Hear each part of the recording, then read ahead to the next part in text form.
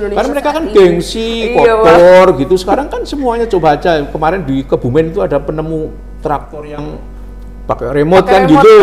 Kan bisa jalan-jalan. Wah, kayaknya kok keren banget kan gitu. Jadi nggak perlu terjun langsung ya Pak, becek-becekan. Ya sekarang gitu, nggak, makanya penerapan digital.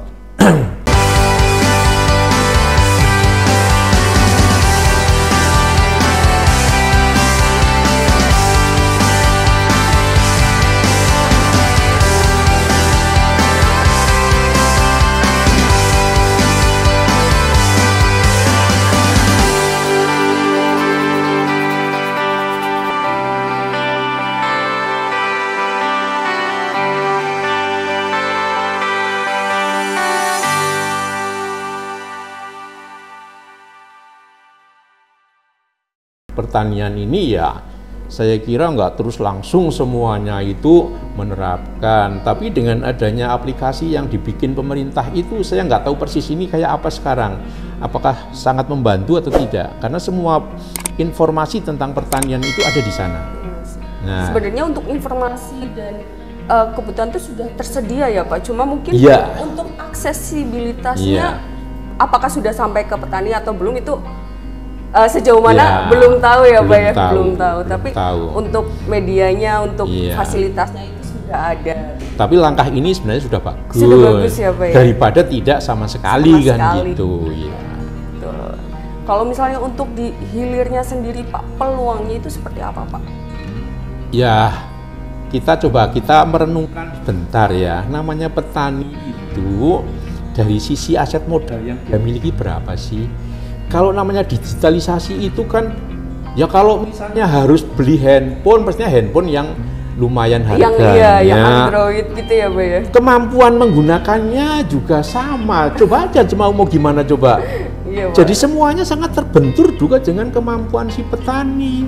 Berarti dari SDM-nya juga ya Pak ya. Betul, makanya seringkali ada pertanyaan, adanya digitalisasi pertanian, apakah petani sudah siap? Karena butuh banyak fasilitas yang harus dia punya gitu. Yang mendukung ya Pak. Iya, otomatis seperti itu. Kemudian untuk saat ini ya Pak, kan itu kita membicarakan tentang hilirnya ya Pak. Banyak sekali aplikasi-aplikasi yang sudah ada yang mendukung proses pemasaran pertanian Pak. Lah, untuk saat ini, apakah Bapak sudah pernah menggunakan aplikasi tersebut, Pak? Contohnya apa, Pak? Apakah TaniHub atau Sayurbox atau apa gitu, Pak? Ya, kalau saya sih ya jarang kalau yang bentuknya apa namanya ini produk pertanian. Tapi istri saya pernah. Kalau di sini ada istilahnya sayuran apa ya? Sayuran online Purwokerto apa ya? Kalau salah itu pernah memang. Oh, pernah. Memang menggunakan. Tapi seringkali yang dipakai itu kan aplikasi-aplikasi yang sifatnya nasional kan gitu. Yang Tokopedia, Shopee seperti itu. Shopee.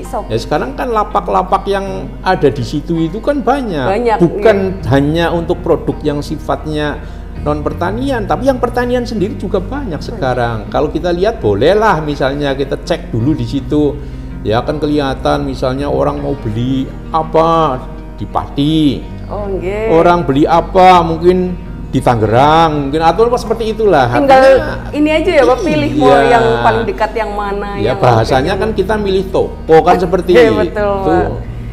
Tapi untuk ini kan aplikasi secara hilirnya ya Pak. Kalau misalnya untuk aplikasi selain produk pemasaran seperti pengenalan teknologi atau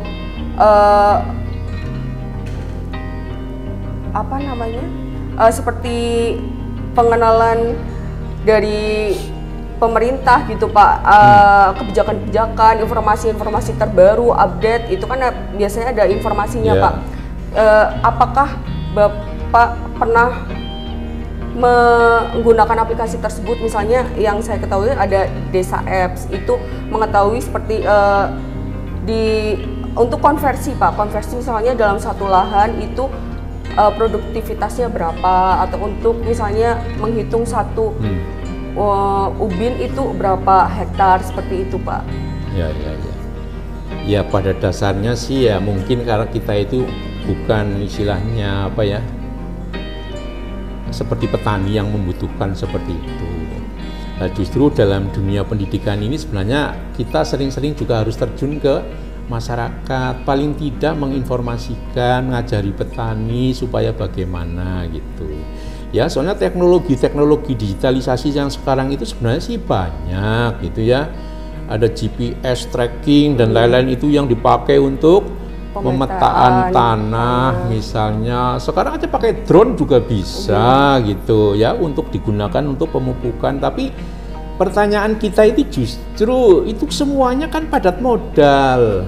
Itu yang jadi masalah. Tapi kita juga harus bersyukur karena setiap institusi ya kayak Balitbank, Balitsa yang seperti itu kan sudah membuat atau menyusun suatu paket teknologi tadi itu gitu, sehingga bisa dimanfaatkan gitu. Kan banyak sekarang itu yang seperti itu. Ya, jadi kalau pertanyaannya ke saya, barangkali saya belum pernah menggunakan gitu. Tapi ya kita di dunia pendidikan itu mestinya ya harus banyak turun ke daerah-daerah, khususnya petani yang jauh dari perkotaan supaya gitu kan. Artinya apa namanya ini? Mereka jadi tahu informasi gitu ya. Syukur-syukur ada kelompok-kelompok yang katakanlah urunan lah ya, biasanya untuk dapat mengakses informasi tersebut ya Pak. Betul. Atau mungkin juga dari penyuluh atau ya bisa. Untuk memberitahu, paling tidak memberikan informasi pada petani bahwa ada semacam aplikasi seperti ini yang dapat membantu kerja para petani. Ya. Nah, berarti dari sini Pak, untuk Indonesia sendiri, apakah sarana dan prasarananya itu sudah cukup memadai untuk dilakukannya transformasi digitalisasi pertanian? Nah, kalau kita bicara sarana prasarana itu, kembalilah tadi ke masalah padat modal. Kalau itu urusannya bukan urusan petani, mungkin sudah cukup ya. Tapi ini kan kaitannya nanti dengan petani. Nah, sarana prasarana yang harus ya dimiliki petani untuk bisa mengakses tadi itu. Lah ini gimana? Justru pertanyaannya itu dari sisi petaninya. Kalau dari pemerintah kan nggak mungkin. Kalau misalnya bukan pemerintah atau pihak swasta yang katakanlah memiliki akses ke dunia pertanian yang gede-gede itulah ya, yang apa namanya menyediakan sarana dan prasarannya itu ya. Jadi yang saya maksud itu mereka itulah yang sebenarnya itu berkompeten terhadap penyediaan sarana dan prasarana. Kalau ditanyakan cukup apa enggak, ya bagi mereka mungkin sangat cukup. Tapi di sisi yang lain di pihak petani lah itu pertanyaannya, dari kemampuan ini apa intelijensinya dan juga kemampuan modalnya kan sangat terbatas, itu masalahnya. Makanya kayak kemarin ini ada acara yang sosialisasi apa ini ya, fasilitator. Iya, itu saya tadi yang ada magang itu ya, magang di pertanian itu. Saya membaca itu di sana itu ada bootcamp gitu apa ya. Artinya pelatihan bagi petani atau bagi mereka-mereka yang tertarik untuk ikut serta di pelatihan itu. Ya, jadi bisa pemuda, mahasiswa dan semuanya lah. Di bootcamp itu kan mungkin katakanlah waktunya panjang, 15 minggu gitulah. Orang diajari kalau nanam padi dari A sampai Z, menanam jagung dari A sampai Z, mau bikin pupuk cair misal dari A sampai Z, semuanya itu dilatih di sana. Nah, tapi kalau tadi kaitannya dengan digitalisasi pertanian, tentang sarana prasarananya, itu kalau misalnya yang menyediakan mereka, oke lah gitu. Tapi makanya tadi kan saya ngomong kayak ya Balitbank pertanian, Balitsa misalnya, itu mereka sangat kompeten untuk kesejahteraan petani sehingga mereka bikin aplikasi-aplikasi gitu loh yang bisa dimanfaatkan oleh para petani. Nah, sekarang pertanyaannya tadi, petani itu sendiri mampu enggak dengan asetnya itu? Karena di sana itu ada namanya fitur petani bisa konsultasi tentang budidaya tanaman apa, caranya gimana. Di sana juga disediakan video bagaimana istilahnya mengusahakan tanaman apa dari A sampai Z itu ada. Informasi tentang harga-harga sayuran kan gitu, dan Pak, seterusnya. Berarti kalau misalnya dilihat dari sini sebenarnya sarana dan prasarananya itu sudah cukup memadai ya Pak ya sebenarnya. Iya. Cuma memang kendalanya adalah bagaimana dari petani itu sendiri yang apakah sudah cukup mampu untuk menggunakannya dan memanfaatkannya. Ya paling itulah nanti yang bisa memanfaatkan adalah mereka-mereka yang bergerak di bisnis pertanian tapi skalanya sudah bukan skala besar yang gitu ya Pak. Ya, paling itu. Jadi itu juga masuk ke tantangan dan hambatannya sekalian ya Pak ya. Betul. Kemudian mengenai aplikasi dan teknologi usaha pertanian yang telah tersedia saat ini ya Pak, itu kan sudah banyak sekali ya Pak. Dari Bapak sendiri, apakah ada pesan untuk generasi muda demi memanfaatkan digitalisasi pertanian ini demi kemajuan bangsa gitu ya Pak ya? Itu apakah ada? Ya sebenarnya ya aplikasi-aplikasi itu sebenarnya bagus lah, katakanlah itulah ya. Kita nggak ngomong, kalau saya harus mengkritisi ya, saya nggak ngomong oh ini ada yang kurang ini. Namanya aplikasi itu kan banyak, yang bikin juga banyak, kepentingannya banyak. Ya contohnya mungkin yang namanya My Agri atau petani digital gitu kan. Di sana sebenarnya sudah bagus. Misalnya di My Agri misalnya gitu ya. Yang namanya fitur-fiturnya itu saya kira sebagian itu sangat dibutuhkan oleh petani ya, dari informasi tentang pestisida tadi, tentang ada forum konsultasi bagi petani ya yang ditujukan ke Balitsa misalnya dan seterusnya, itu sebenarnya sudah cukuplah memadai gitu. Terus dari misalnya yang satunya lagi dari petani yang digital itulah ya, itu pun juga sama. Artinya bahwa di sana itu namanya aplikasi itu kan kayak apa namanya itu,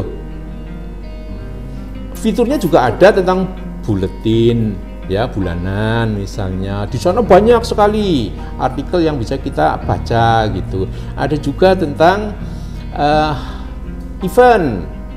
Jadi informasi itu biasanya wah di sini mau diselenggarakan event tentang produk ekspor impor misalnya seperti itu. Itu belum lagi yang lain-lain ya, informasi tentang pertanian, perikanan, peternakan, perkebunan ada semua di sana. Nah sekarang pertanyaannya, kalau semuanya itu masing-masing apakah semuanya itu sudah sangat mencukupi? Ya menurut saya semuanya sudah mencukupi. Artinya yang satu itu melengkapi aplikasi yang lain. Saling melengkapi. Ya betul. Ya, jadi kalau kita ngomong kekurangannya gitu, ya kayaknya nggak pas. Nggak tapi biar ya bagusnya itu aplikasi yang satu akan melengkapi aplikasi yang lainnya. Jadi saling berintegrasi ya Pak, saling memenuhi satu sama lain begitu. Ya saya kira itu sih. Iya Pak. Apakah dari Pak Tatang sendiri punya pesan untuk terutama untuk mahasiswa ya Pak, generasi muda itu kan termasuknya PR ya Pak, bagaimana caranya memanfaatkan era digitalisasi saat ini untuk dapat diterapkan di bidang pertanian di Indonesia, melihat dari adanya keterbatasan yang tadi.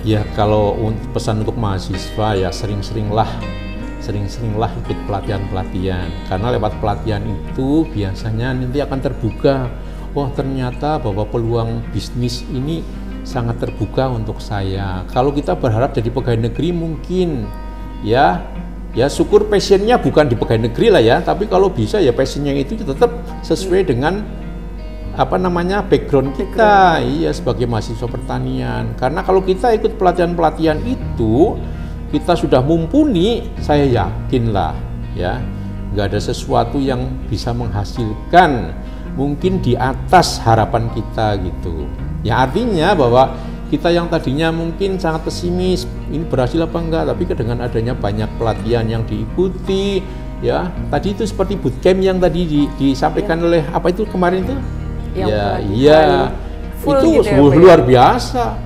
Apa yang nggak kita bisa, kita terjun langsung di lahan gitu. Kita bisa melihat, kita bisa memegang, kita bisa semuanya itu bisa dilatih di sana.